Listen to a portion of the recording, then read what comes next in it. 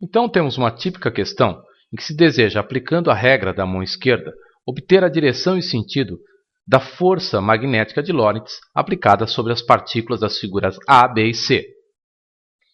Muito bem. Na figura A, temos o campo magnético horizontal e apontando para a direita, e o vetor velocidade caracteriza o movimento da partícula nesse campo, perpendicular ao campo magnético, direção vertical e sentido para baixo. Vamos aplicar a regra da mão esquerda.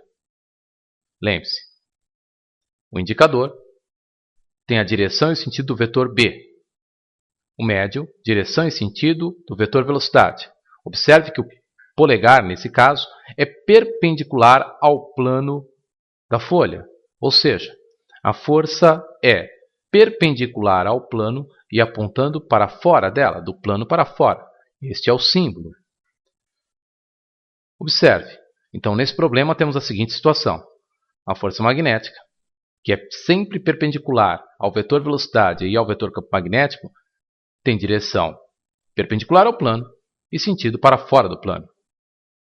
Já na figura B, aplicamos novamente a regra da mão esquerda, pois tratam-se de partículas positivamente carregadas, de acordo com o texto. Aí está. O indicador tem a direção do vetor campo magnético. O médio indica direção e sentido do vetor velocidade. E, novamente, o polegar é perpendicular ao plano. Então, nós dizemos que a força magnética, novamente, é perpendicular ao plano e aponta para fora do plano. Aí está. Já na figura C, vamos aplicar novamente a regra da mão esquerda. Trata-se de partículas positivamente carregadas. Observe.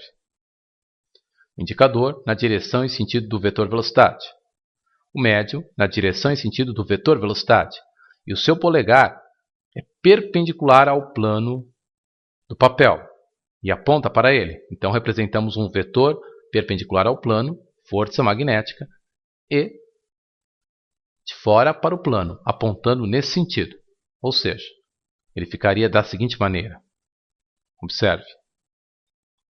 Lembre-se que a força magnética é sempre perpendicular ao vetor velocidade e ao vetor campo magnético. Para partículas eletricamente carregadas positivamente, utilizamos a chamada regra da mão esquerda. O polegar define a direção e sentido da força.